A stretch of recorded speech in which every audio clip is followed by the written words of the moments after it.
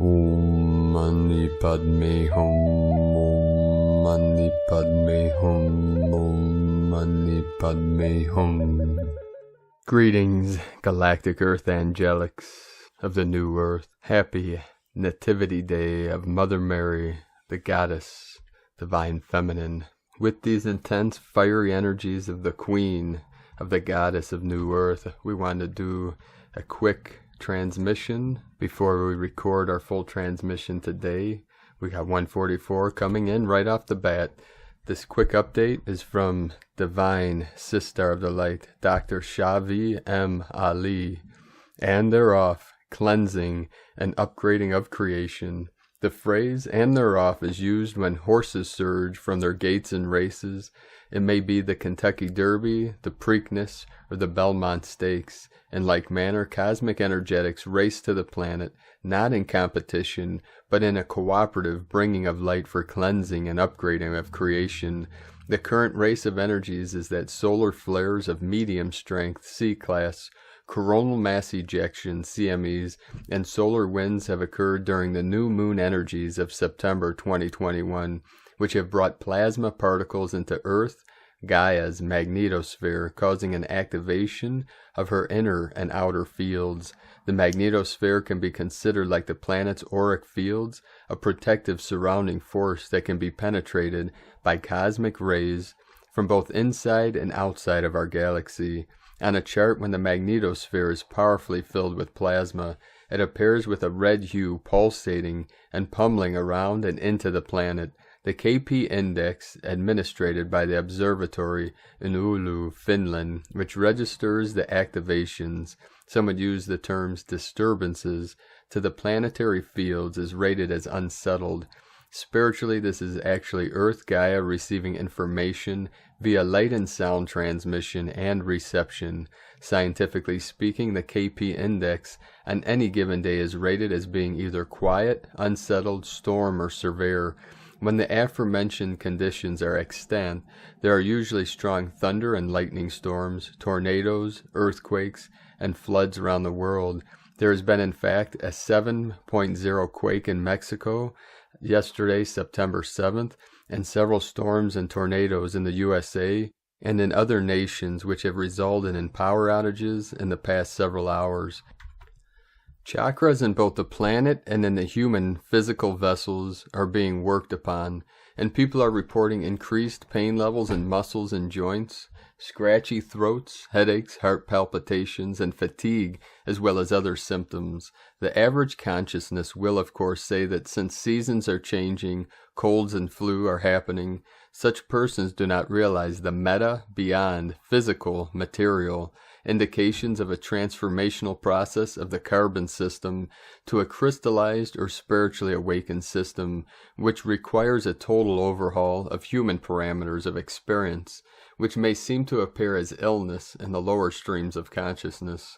They do not understand that this process has been occurring for thousands of human years, and mankind has labeled the cleansing of cellular records and clearing of DNA with certain names, which then allow for the development of medications to handle or remove the so-called problem. Thus people have willingly medicated themselves into actually having a low immune system and an inability of higher thought processes. As is constantly discussed, especially for those who are new to this type of knowledge, the cleansing and clearing process of the creations of Source is not without uncomfortable physical, mental, and emotional symptoms, which many refer to as ascension symptoms, and to which I have introduced the term light activation symptoms, abbreviated LAS. An analogy is to think of a building, it may be a home or an office building, which has been occupied for many years with no upkeep being done until new owners occupy the space. That building will become dusty, dirty, paint-chipped, and moldy. It will need to be either torn down, repaired, and redecorated, or a new building constructed in its place. This is exactly what is happening in creation. Particular beliefs are being torn down, cells and DNA are being repaired, and new levels of individual and collective consciousness are being constructed. The hammering and nailing of the light can be challenging to the nerves of the human physical building. Another metaphor that is often used is birth, Labor is not fun, it hurts, but the end result is a beautiful baby. Therefore, think of creation as being reconstructed within the sacred womb of Source, and we are being prepared for rebirth as higher-minded, crystallized formations of Source light. If we really believe that we are of God, then it must be realized that the nonsense, chaos, confusion, oppression of people, suppression of vital information, etc., is not in alignment with the infinite perfect presence, the greater spirit, life force of our individual life forces. There have been many of these throughout the space-time continuum.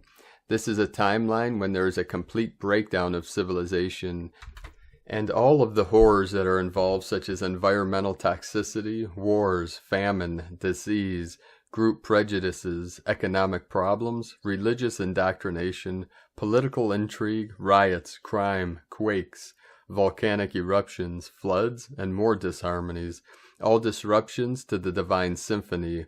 All yugas, ages, last for thousands of human years. The Kali Yuga currently being experienced on this planet began in approximately 4,300 BCE, before the Common Era, when the massive continent of El-Kebu-Lan was invaded and the lands were burned, temples dedicated to Source as the Divine Mother were destroyed, books of knowledge were burned, and people who refused to go along with the incoming doctrines were annihilated. In 3228 BCE, the Avatar Sri Bhagavan Krishna took physical birth and gave humanity divine principles.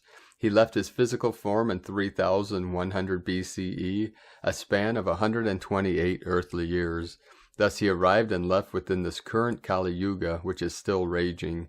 It will not end until enough of humanity has elevated to a higher spiritual frequency. During any Kali Yuga, only a quarter of all human beings are elevated, or even trying to make the attempt. We must travel through the other yugas, whereby a half awaken, then 3/4 awaken.